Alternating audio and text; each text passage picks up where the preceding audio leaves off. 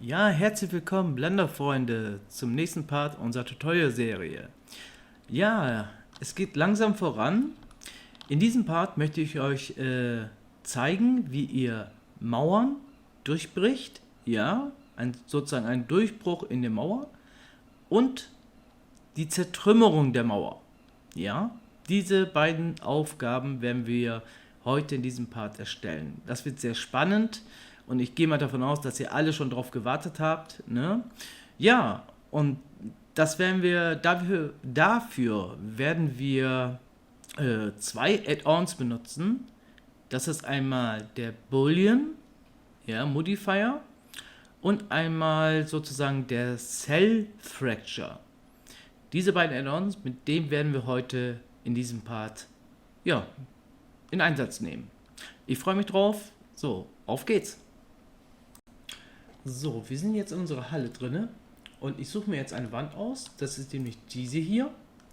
Und hier möchte ich an dieser Stelle einen Durchbruch erstellen.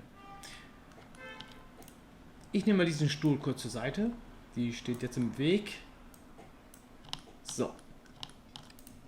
Wenn wir uns jetzt eine Mauer ausgesucht haben, dann gehen wir hier auf unseren Mausschlüssel, Add Modifier, und hier ist der Boolean. So, den aktivieren wir jetzt. So, jetzt haben wir den Modifier auf diese Mauer angewendet. Nichts passiert. Na logisch, weil wir noch etwas brauchen. Wenn ihr hier guckt, hier steht Object. Wir müssen jetzt ein Objekt wählen, damit der Boolean-Effekt hier angewendet werden kann. Ja? Gut. Wir gehen mit dem 3D-Cursor einmal hier rauf. So, mit Shift A erstelle ich jetzt ein Cube. So, diesen Cube, ja, der wird dafür jetzt eingesetzt, damit wir einen Durchbruch in diese Mauer erzeugen. Und deswegen möchte ich diesen Cube so modellieren, als würde so aussehen, als würde der Durchbruch entstehen, ja, die Form des Durchbruchs. Und das müssen wir mit diesem Cube jetzt erstellen. Wir gehen auf Edit, Steuerung R und erstellen wir erstmal einen Loop. Gut. So, wir ziehen das mal hoch. So. Den weiter hier rüber, den hier auch. So. Den hier. Ungefähr. Also so. Gut. Und jetzt mache ich noch einen Loop in der Mitte und ziehe den mal weiter rein und den wieder weiter raus. Den noch etwas tiefer. So. Ja, so ungefähr. Gut. Alles klar. So würde der jetzt aussehen. Das ist die Form, die wir jetzt in diesem Mauerwerk einführen werden. Ich skaliere den mal ein kleines Stück noch in die Tiefe. So, und schiebe den mal kurz rein. So, was ist jetzt hier wichtig? Wenn ihr das erstellt, ist jetzt wichtig, das ist jetzt die Mauer und die Mauer hat ja eine bestimmte Größe hier. So, ich möchte ja diesen Durchbruch bis zum Boden haben. Das heißt, dieses Objekt, unser Würfel, muss so weit nach unten ragen, dass es außerhalb dieser Mauer ist, damit der Boden auch frei ist. Ja, wenn ihr versteht, was ich meine. Ja, und es muss hier etwas überstehen. Genau. So, das reicht auch schon. Gut, jetzt wählen wir unsere Mauer aus. Ja, da wo dieser Modifier ist. Jetzt nehmen wir unsere Pipette hier und wählen mal unseren Cube. So, jetzt seht ihr, was passiert. Das ist so leicht schraffiert, ne? Seht ihr? Das ist bei euch bestimmt auch so. Weil in dem Moment, wo ihr diesen Objekt gewählt habt, versucht Blender in diesem Mauerwerk Loops zu erzeugen und Vertices in Form dieses Cubes. Ja? So, und jedes Mal, wenn ich jetzt zum Beispiel unseren Würfel hier wieder wählen würde und bewegen würde, dann bewegt sich das andauernd. Aber wenn ich jetzt zum Beispiel den Loop hier oben wählen würde, zieht er mal nach oben, dann ist es plötzlich wieder weg. Ja? Das liegt daran, weil er andauernd immer was Neues erzeugt. Ja? Immer wieder was Neues erzeugt. Und das liegt auch daran, weil wir hier an unserer Vertiefung hier hier wird immer wieder was Neues erzeugt. Wenn ich den nach oben ziehe, so, jetzt erstellt er hier wieder ein paar Loops, hier ein paar Vertices, dass es genau mit dem Mauerwerk-Durchbruch passt. Ja, mit dieser, also er passt sich an diesem Cube an, immer wieder. Gut, wenn wir das gemacht haben, wählen wir unser Mauerwerk. So, aber ich möchte mal sehen, ja gut, ihr merkt das schon, sobald ihr den Mauerwerk gewählt habt, seht ihr diese Linie hier. Diese, was aktive, wenn ihr ein aktives Element habt, den ihr ausgewählt habt, ist auch immer dieser Rahmen. Und jetzt seht ihr schon, dass diese Boolean hier was erzeugt hat. Ja, es ist schon da. Ne? Gut, jetzt gehen wir auf Solver Options, gehen wir rauf. Wenn wir jetzt diese beiden Self Intersection und Whole Transparent wählen, dann erzeugt er nochmal hier drinne in dem Mauerwerk, dass diese Fläche geschlossen sein wird. Ja? Sonst ist die gleich leer. Aber es ist nicht perfekt, das weiß ich jetzt schon, das passiert oftmals, wenn wir mit Formen arbeiten, hier, zum Beispiel solche Sachen, dann ist es schwierig für Blender hier die Fläche zu schließen. Gut, ich schiebe den mal weiter vor, weil ich sehe hier gerade, der untere Fläche, die ist ja noch in diesem Cube noch drin. Also müssen wir noch ein bisschen weiter raus. So weit raus. Okay, wie sieht das hinten aus? Ja, das geht noch. Okay. So passt das schon. Gut. Alles klar. Damit wir sehen wollen, wie das aussieht, gibt es eine Möglichkeit. Wir wählen unseren Cube mal aus und gehen mal hier auf Object. Ja, hier rauf. Und wenn ihr nach unten klickt, hier, da steht Viewport Display. Standardmäßig ist immer unter Viewport Display Display as Textures angewählt. Was ist das überhaupt?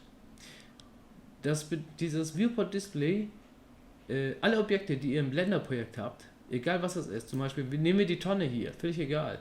So, wenn ihr hier rauf geht und auf Wire klickt, dann seht ihr den Objekt durchsichtig, ja, als Wireframe. Im Prinzip genau dasselbe, was ihr hier oben hier habt. Ja, so, und deswegen, den stelle ich mal wieder zurück auf Textures und gehe jetzt auf meinen Würfel und stelle den mal auf Wireframe. So, gut, jetzt haben wir die Möglichkeit nochmal zu sehen, wie das eigentlich aussieht. Ah, okay. So, ihr seht jetzt schon, diese Seite geht noch, die ist einigermaßen geschlossen, weil hier weniger Form ist, ja. So, und aber hier sind die Seiten immer noch nicht richtig geschlossen. Und ich gehe mal davon aus, dass wir die selber nachher, ich möchte gar nicht so viele Vertices haben. Das wird ein Durchbruch, ja. Es ist völlig egal. Nachdem wir das applied haben, werden wir sowieso noch dran arbeiten.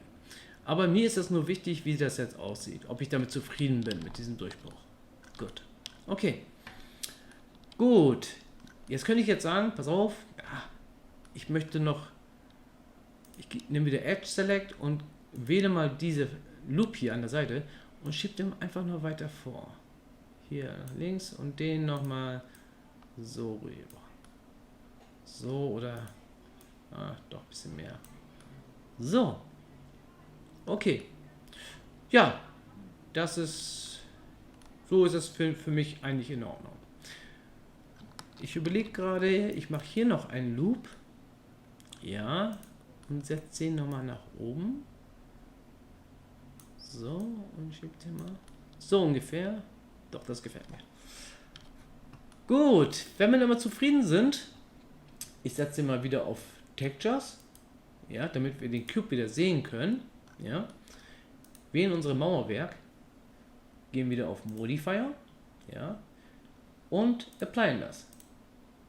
So, super. Jetzt ziehen wir unseren Mauer Cube raus und schon haben wir unseren Durchbruch. Ja, perfekt. Alles gut. Alles klar. Soweit, so gut. So, wenn wir uns jetzt den Mauerdurchbruch ansehen, ist ja alles schön und gut. Mir gefällt aber leider, wie gesagt, ja, diese Fläche hier nicht. So können wir das ja nicht lassen. Das heißt, die müssen wir jetzt noch bearbeiten. Gut, wir gehen auf Edit-Modus und wählen einfach die Flächen hier aus.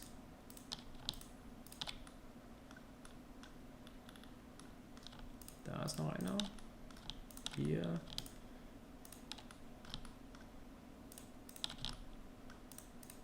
So. Und einmal löschen, damit es komplett leer ist. Ja, okay. So. Wenn wir das gemacht haben, das ist ja ein Durchbruch. Ich möchte hier die Texturen nachher aufsetzen und da ist es eigentlich egal. Wir brauchen nicht so viel Flächen hier.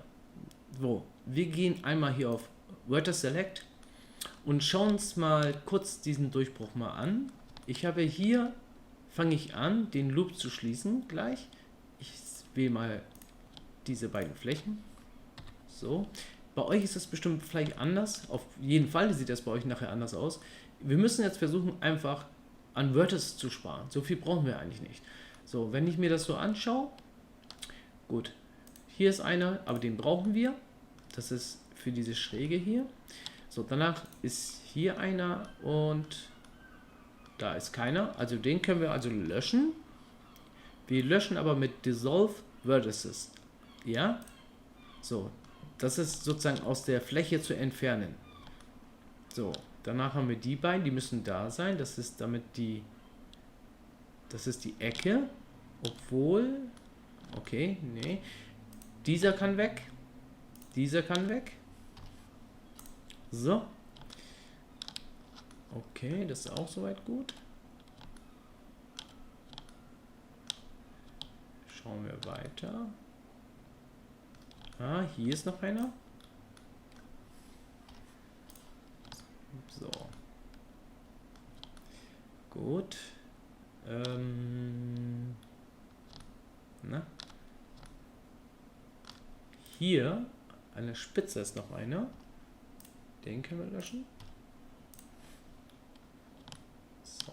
Und dann schauen wir mal weiter. So. Der hier kann auch weg. Ja, sozusagen müsst ihr einfach die überflüssigen Vertices entfernen, die wir nicht brauchen. Die werden wir so schließen, die Fläche. Und dann einfach eine Mauertextur draufsetzen. Ja, so. Gut, die beiden müssen bleiben, wegen dieser Außenform hier. Okay. Aber die beiden können weg. Ja. Schauen wir weiter. Danach kann dieser hier noch weg. Ja. Okay. Ja, super. Gut. Dann wählen wir jetzt einfach den Edge Select. Gehen wir hier rauf. F, F, F, F. So, schauen wir weiter. Und dann so weitergehen. Aha, okay. Da habe ich wohl eins vergessen. Wir gehen einmal Steuerung Z zurück. Gehen auf Vertices.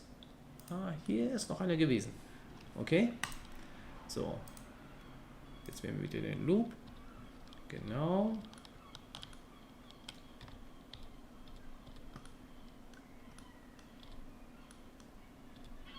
Bis dahin noch alles gut.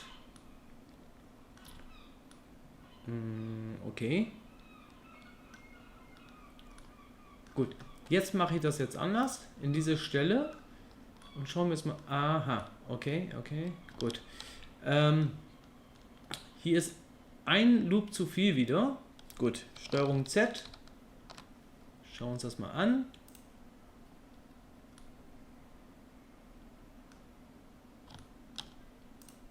Die sind ziemlich dicht aneinander, kaum zu übersehen. So, Dissolves. Okay, das war jetzt diese eine Kante. Ich muss wieder zurück. Wir gehen noch heran und ich da. Ich muss so nah ran. Da ist einer zu viel. So, jetzt sieht das so aus. Aha, jetzt sehe ich das. Das ist genau sozusagen die eine Fläche hier. Ja. So, was machen wir jetzt? Wenn ihr so einen Punkt jetzt habt, dann geht ihr einfach, wählt diese beiden Punkte hier. Ja. So. Und dann drückt ihr M, Merge. Dann sagt ihr, na, wo haben wir es denn? Ja, Add Center. So, was habt ihr jetzt gemacht? Ihr habt sozusagen diese beiden Vertices zusammengefügt zu einem Vertices. Ja? So. Na? So, langsam wieder weg. So, zurück, damit wir uns das ansehen können. Gut. Dieser hier ist überflüssig. So, und so schließen wir langsam unsere Wand. So. Okay, dann schaue ich nochmal auf hier. Gut. Gut, okay, nützt nichts. Wir müssen hier jetzt, das ist jetzt eine Formelarbeit natürlich, aber nichtsdestotrotz müsste ich jetzt diesen Vertices und diese Vertices nehmen. Mit F müssen wir diese jetzt schließen. So. Genau. Und jetzt mit F, ja. So, schauen wir uns jetzt hier weiter an. Okay. Jetzt nehme ich diese Fläche, F schließen.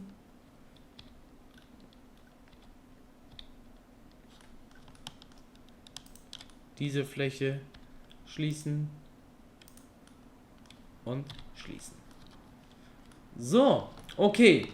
Ich hoffe, ihr habt nicht so viel Arbeit jetzt wie bei mir, aber spielt keine Rolle. So sieht das wenigstens besser aus. Ja, super, alles klar. So, wenn wir unseren Durchbruch jetzt hier haben und wenn wir damit zufrieden sind, jetzt wählen wir unseren Cube hier. Okay. So, jetzt schauen wir uns das mal an, wie das aussieht. Ja, perfekt. Okay, gut. Dadurch, weil wir jetzt einen Durchbruch gemacht haben und sich hier die Map sich leicht geändert hat, ist diese Textur jetzt hier mit reingewischt. Ja, was heißt reingewischt? Hat sich mit es entsteht durch mehrere Vertices. Ja, hier ist es drauf gemalt und hier hatten wir auch gemalt hier an dem Fensterumzug. Und weil wir jetzt hier durch Vertices bewegt haben, geändert haben, rausgenommen haben, ist hier umzu, wie gesagt, diese Textur entstanden. Aber das gefällt mir sogar. Das lasse ich so. Okay, gut. Jetzt müssen wir... Moment.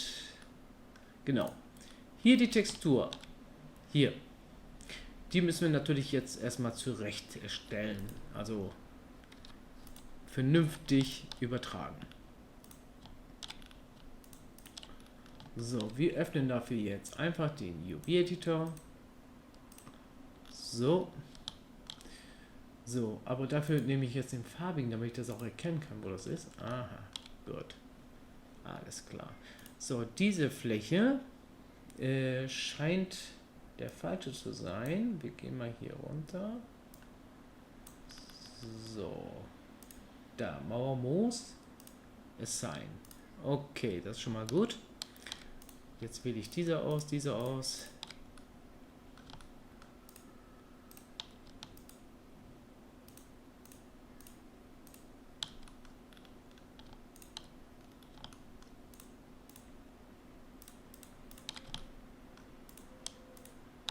So.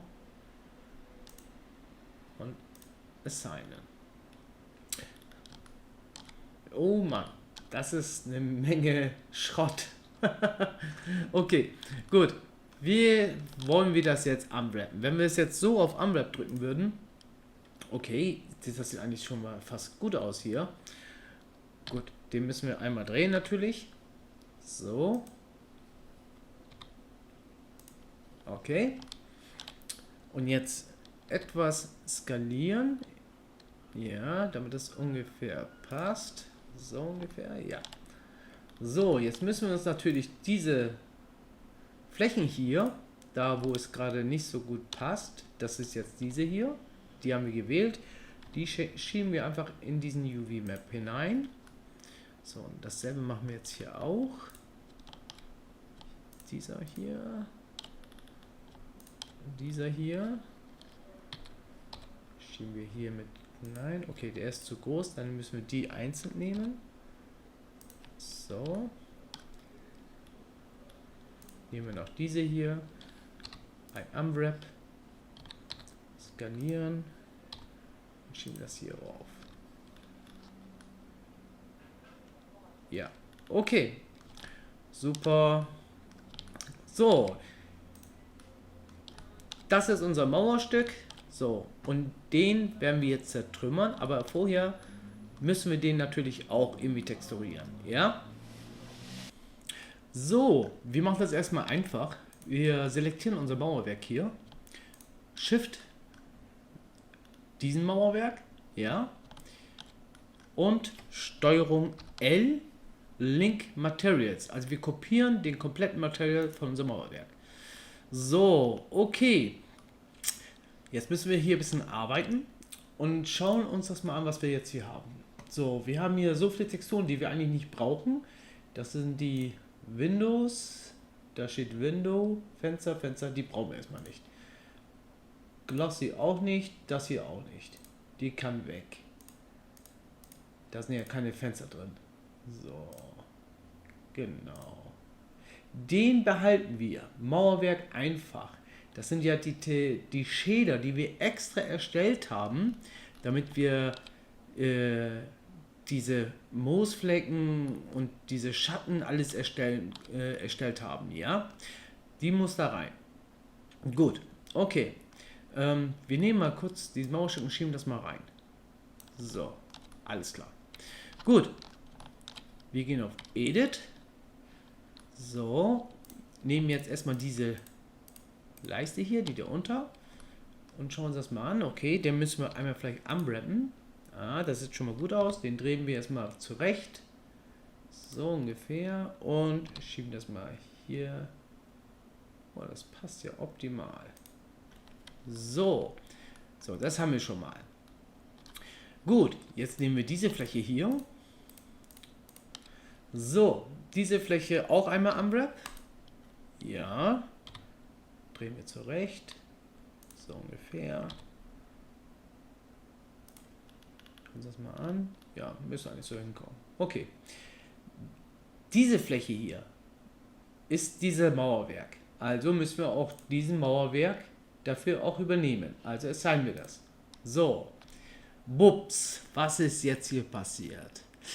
Wir haben ja mit diesem Mauerwerk, nicht, dass wir jetzt durcheinander kommen, wenn wir hier unten auf Data gehen, haben wir hier viele Attribute und zwei UV-Maps. Ja, wir haben ja einen zweiten UV-Map, mit zweiten UV-Map gearbeitet. Ja, so, und das müssen wir natürlich hier auch übertragen. Gut, ich kopiere mal zum Beispiel von diesem großen Mauerwerk, müssen wir erstmal das hier kopieren. So, das haben wir gemacht. Jetzt klicken wir hier drauf, machen wir hier ein Plus, erstellen das jetzt hier auch rein. So. Sobald wir das gemacht haben, seht ihr schon, was passiert. Jetzt ist das Mauerwerk, das wir hier erzeugt haben, jetzt zu Recht auch hier. Gut, jetzt gehen wir, schauen uns das, wir klicken unser Mauerwerk wieder an, den großen hier. Gehen wir hier rauf. So, wir sind auf New UV Map, ja. So, und da haben wir die UV skaliert auf 0. Ja, auf 0. Dann müssen wir das hier auch machen. Ja, ich zeige es doch mal. Da. Moment. Hier ist dieser kleine Punkt. Ja, den haben wir auf 0 skaliert. Gut, und das machen wir jetzt hiermit auch. Ja, ihr müsst dran denken, auf New UV Map bleiben. S0 Enter. So, das ist wichtig. So, jetzt gehen wir wieder hier rauf. So, und jetzt müssen wir gucken, dass wir die Größe mit diesem Mauerwerk passend machen. Skalieren wir den. So, ungefähr. So. Okay, soweit, so gut. Alles klar. So, jetzt drehen wir die Sache um. Und hier müssen wir natürlich die Textur von Inner Wall nehmen. Also die Innenwand. Jetzt haben wir das. Genau, das sieht schon mal gut aus. Okay, ja. So, auch auf dieser Seite müssen wir natürlich diese Brush-Effekte auf diese Fläche mit drüber bringen. Ja, also würde ich gerne machen. So, dann gehen wir mal auf unser Mauerwerk hier. schauen uns mal hier an, was wir haben. So, die beiden UV-Maps haben wir schon. So, und jetzt haben wir auch noch diesen Mauerwerk Color Attribute, ja, da steht Mauerwerk Schatten und diese Inner Wall, ja, das ist diese Ziegelmauer-Geschichte, was wir raufgemalt haben. Gut, und die müssen wir jetzt beides natürlich haben. Wir kopieren jetzt einfach mal diese hier, diese Stelle, gehen hier rauf, setzen was Neues und, oder wir machen das mal ganz anders. Mal sehen, ob das funktioniert. Nein, okay. Und Schatten, genau, Vertex Color, das ist wichtig, immer drauf achten. So, und dann haben wir noch das hier, Inner Wall. So, und dann gehen wir wieder zurück.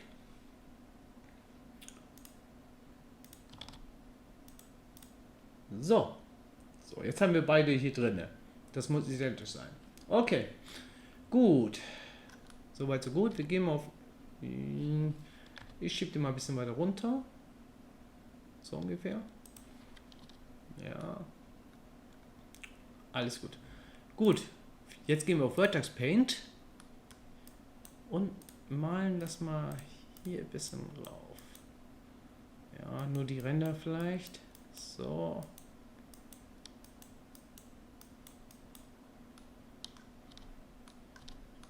Ja, ungefähr. Ja, das sieht gut aus. Nur die Ränder. Genau. So, okay.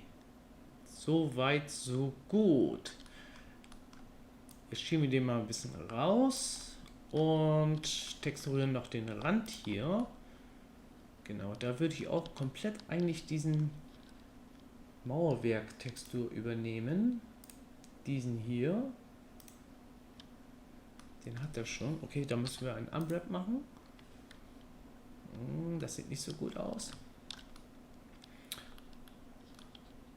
Gut, wir gehen mal einmal auf Cube Protection. Ja, das sieht schon, damit kann ich leben. Weil das Ding hier wird ja zertrümmert, da werden wir kaum was davon erkennen. Ich gehe mal hier rauf und oder wähle die einzelnen und schiebe die einfach auf diese Stellen hier. So, geh.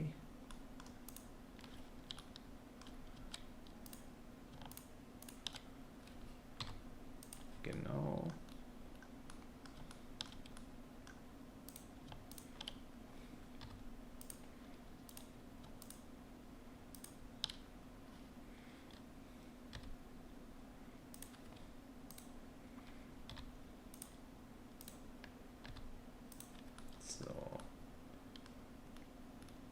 Okay, ich wähle nochmal alle und skaliere den mal noch ein Stück. So.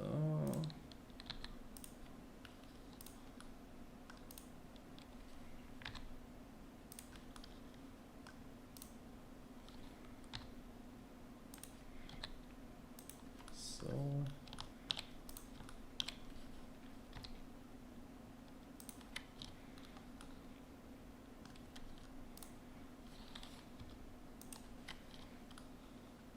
Ja, okay. So weit, so gut.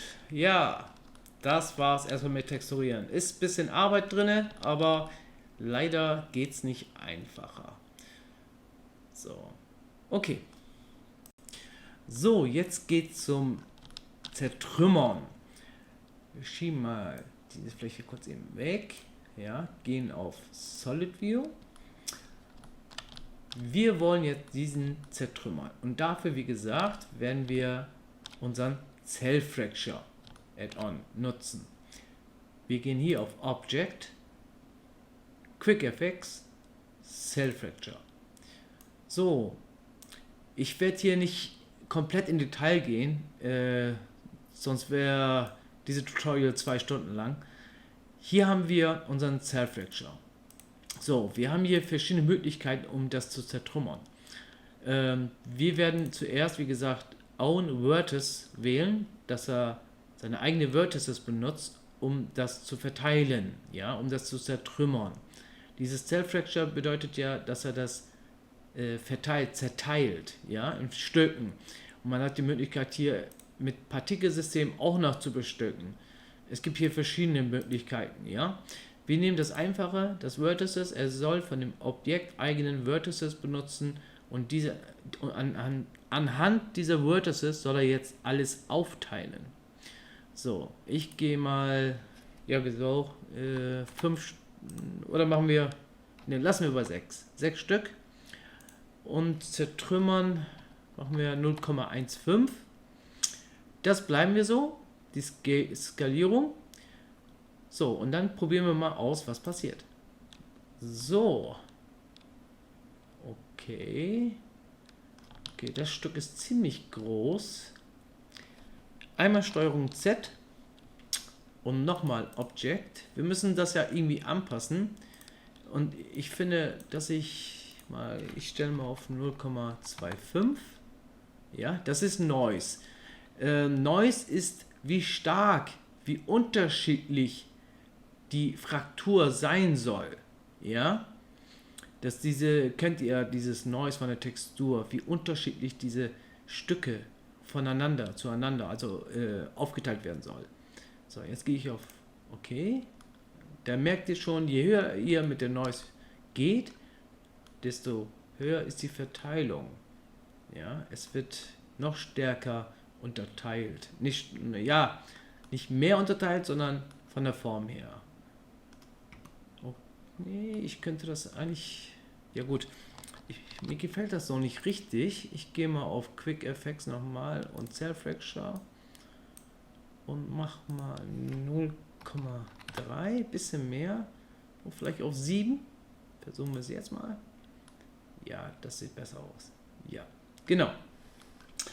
Super. So, jetzt haben wir eine Fraktur erstellt, Zellfraktur.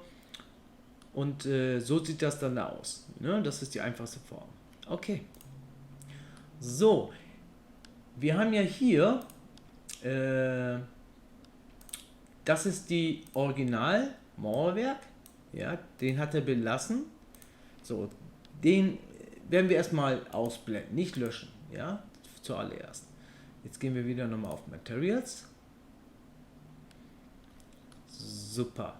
Okay, ich wollte nur nochmal kontrollieren, ob die Textur noch alles gut ist. Alles klar. So, jetzt können wir alles wählen.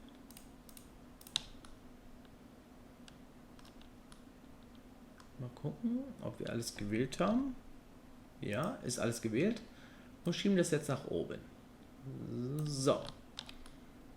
Ja, perfekt.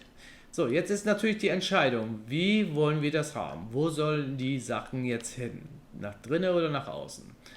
Wir werden es mal hier machen, ja? Drinnen. So. Und hier gehen wir vor, wie bei den Paletten, ja? Hier auf diesen Boden ist da schon das Ricket Body drinne. Ja, das Ricket Body, was wir für die Paletten genutzt haben. Genau. Und dasselbe machen wir jetzt auch mit diesen Stücken. Ricket Body. Auch wieder aktiv, immer wichtig. Und ich gehe mal diesen ja stärker. Machen wir 10 Kilo das Stück. Der ist ein bisschen größer. Es hat nicht so eine große Wichtigkeit. Könnt ihr machen, was ihr haben wollt. Hier geht es nur darum, dass wir ein paar Gewichte hier eingeben.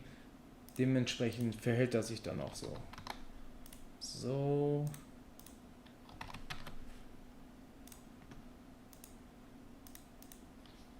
Ja, machen wir auch 15. So, dieses Stück hier vorne sieht klein aus, da machen wir 4 Kilo. So, ihr merkt ja schon, unten wird ein Cache gerade erstellt. Ja, so, jetzt schauen wir uns das mal an. Ah, okay, da fehlt schon einer. Den haben wir wohl. Aha, okay. 1 steht. Versuchen wir es nochmal. Das ist jetzt merkwürdig. Der ist. Ja, gut, das kann. Ah, hier. Entschuldigung. Hier ist die Dynamik. Die ist hier. Da ist kein Haken drauf. Da muss ein Haken rein. Ja. Nochmal zurück. Und nochmal Play. Genau. So. Okay. Gehen wir davon aus, wir wählen mal alle hier aus. So. Wenn das jetzt der Mauerwerk wäre, der liegt jetzt hier, ich versuche mal ganz leicht. Wenn das jetzt auf diese Seite gekippt ist, die Sachen also rein in die Halle reingefallen ist, ich drehe den jetzt mal. Ja, so. Okay, dass alles so in die Richtung fliegt. Ja, gut. Und jetzt nochmal.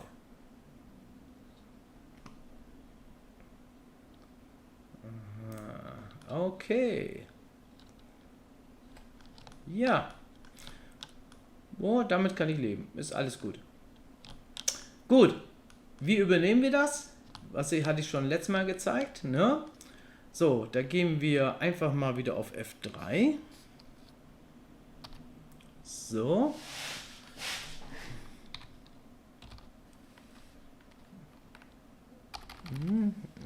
Apply war das.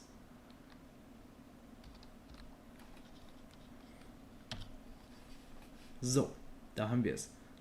Apply Transformation, ja, Transformation.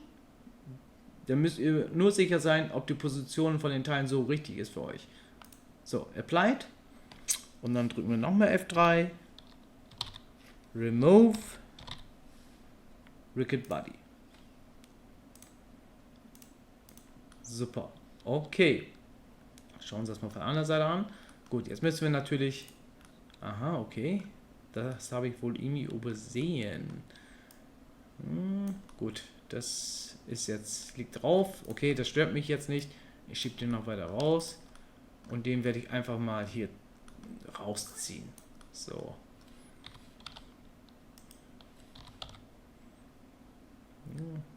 So.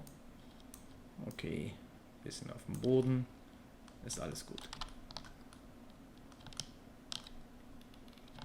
So, jetzt müssen wir ein bisschen alles zurechtschieben. So, und den vielleicht ein bisschen hier rüber. So. So. Ja. Jetzt schauen wir uns das mal an.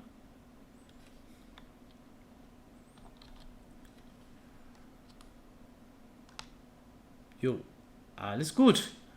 War ein bisschen heute etwas quirliger, aber das sieht ja schon noch was aus, oder? Gut, perfekt. Das sieht richtig gut aus. Gefällt mir. Ja, Leute, das war's erstmal von diesem Part jetzt. Ich habe euch den Durchbruch einmal gezeigt und das könnt ihr jetzt überall anwenden, wo ihr wollt. Ja, ist ein bisschen mühsam, dieser Bereich, ich weiß, aber nichtsdestotrotz habt ihr am Ende dann einen besseren realistischen Anblick hier. Ne? Seht ihr ja schon. So, und weiterhin könnt ihr noch an den Pfeilern hier was machen. Ihr könnt das überall einsetzen. Ja, diesen Cell Fracture. Probiert einfach aus, spielt dann ein bisschen mit den Einstellungen rum und wenn ihr Fragen habt, einfach in die Kommentare schreiben. Ich versuche alles zu beantworten. Ich bedanke mich fürs Anschauen, dann bis zum nächsten Mal. Ciao.